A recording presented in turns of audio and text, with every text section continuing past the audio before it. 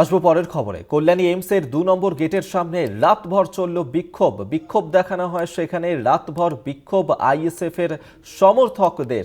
তারা বিক্ষোভ দেখিয়েছেন কল্যাণী এইমসের ২ নম্বর গেটের সামনে। সুবল মজুমদার আমাদের সঙ্গে টেলিফোনে রয়েছেন। প্রতিনিধি সুবল, কি কারণে আইএসএফ এর সমর্থকদের তারা এই ধরনের বিক্ষোভ দেখালেন কল্যাণী এইমসের সামনে, কি দাবি তাদের?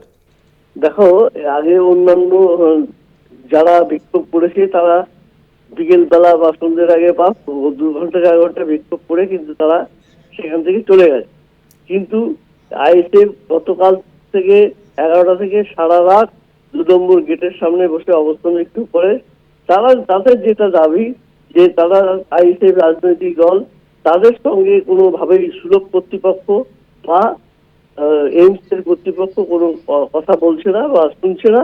তাই তারা সারা রাত সেখানে আছে এবং এখনো পর্যন্ত 2 নম্বর গেটের সামনে তারা অবস্থানে বসে রয়েছে।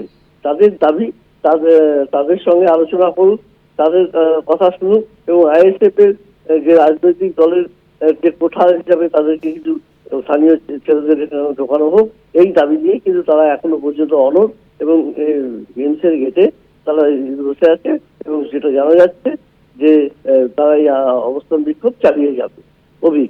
ধন্যবাদ। সুবল মজুমদার টেলিফোনে ছিলেন প্রতিনিধি।